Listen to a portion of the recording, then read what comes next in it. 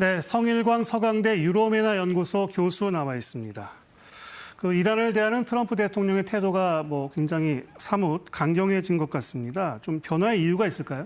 네, 아무래도 이란 측에서 트럼프 대통령이 원하는 핵 협상 조건을 수용할 뜻을 전혀 비치지 않고 있고, 네.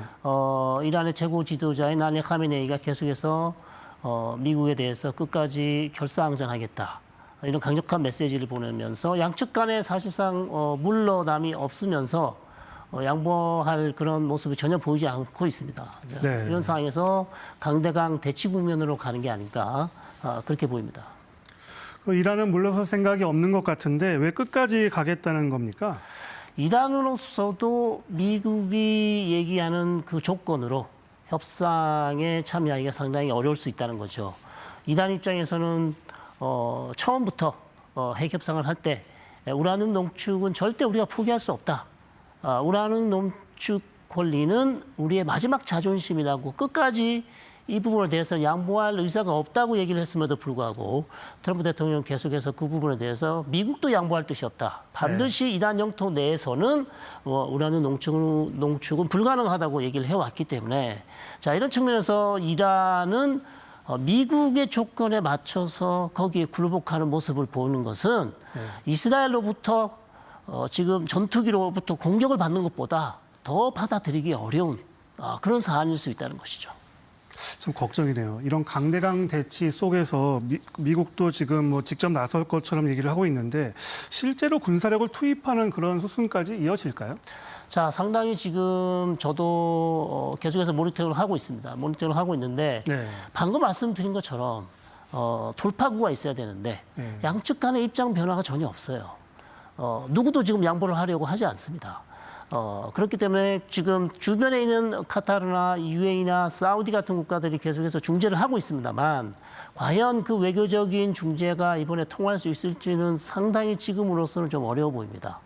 예, 마지막 남은 어떤 돌파구가 있어야 되는데 만약 여기서 돌파구가 없다면 네. 트럼프 대통령으로서 남은 마지막 수단은 군사적 수단을 사용할 수 있지 않겠나, 그렇게 보는 것이죠. 다른 중동 국가들의 중재가 있기는 하군요. 네, 중재가 물밑에서 중재를 하고 있습니다. 왜냐하면 워낙 주변에 있는 국가들도 피해를 상당히 입고 있거든요. 그러겠죠. 그래서 예. 그렇군요. 그러면 지금 구체적인 군사 개입 방식으로 지금 벙커버스터 지원이 검토되고 있다고 전해졌는데요. 이 벙커버스터가 뭔지 좀 설명을 해 주십시오. 네, 벙커버스터는 기본적으로 지하 땅굴이나 지하, 더 안반이나 이런 아주 지하 깊숙이 만들어 놓은 군사시설을 파괴하기 위한 특별히 제작된 폭탄이라고 할 수 있겠습니다. 네. 예, 그런데 지금 이게 왜 계속 얘기가 되냐면 네. 이란이 만든 여러 가지 지하시설 중에서 핵시설 중에서 가장 지금 주목을 받고 있는 포르도라는 핵시설인데요.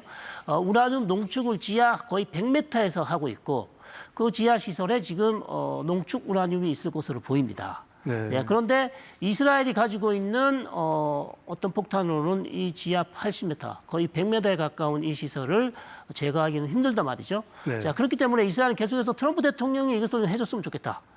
미국만 가지고 있는 특수 벙커버스터가 있기 때문에 이것을 사용하면 충분히 제거할 수 있으나 이스라엘은 부족하기 때문에 반드시 트럼프 대통령이 도와줘야 된다라고 계속 요청을 하고 있고요.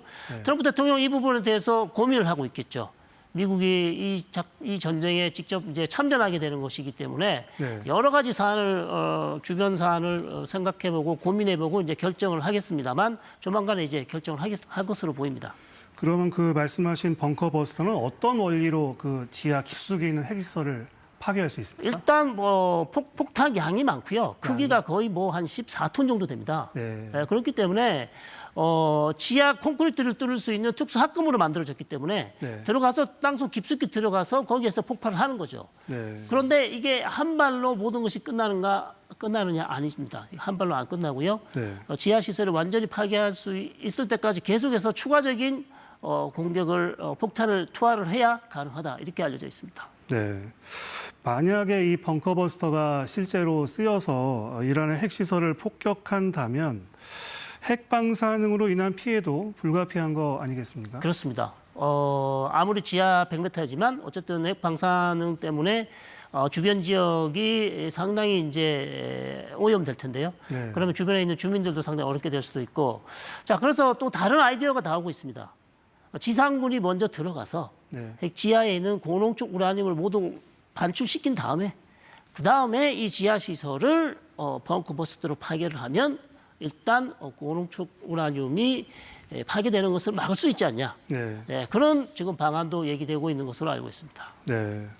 앞서 일부 말씀하셨지만 이 미국이 개입하는 문제가 간단한 문제가 아닌 게 개입하는 순간 미국은 중동 전쟁의 당사자가 되는 거 아니겠습니까?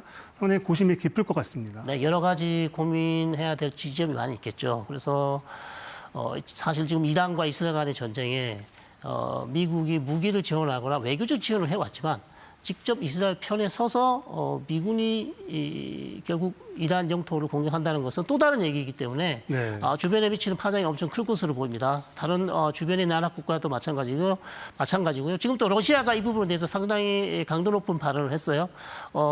생각도 하지 마라. 꿈도 꾸지 말라고 했습니다. 절대 이스라엘을 도와서 미국이 참전해서는 안 된다. 안 된다. 네, 이런 얘기를 또 하고 있어서 그러나 그럼에도 불구하고 상황은 그렇게 녹록지 않다.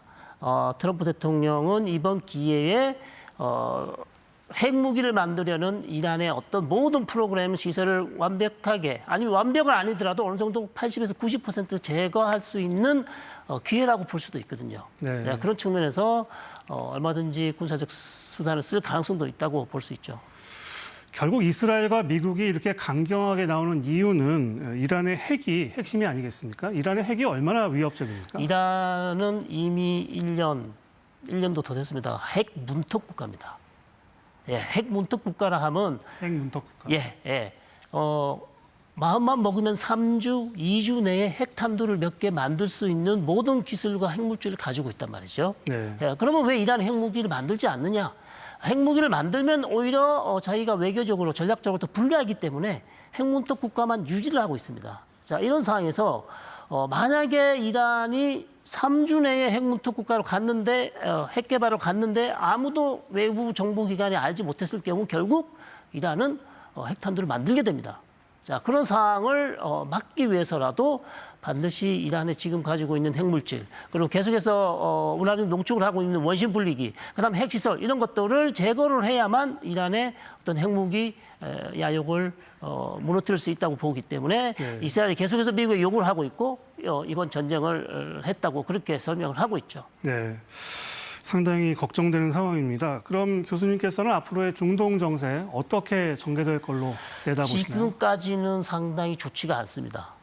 돌파구가 보이지 않고요. 네. 네, 서두에서 말씀드렸지만 다만 주변 국가에서 계속 외교적 해법을 찾으려고 노력하고 있고 네.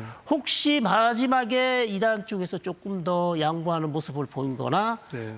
트럼프 대통령이 시간을 좀 더 주자.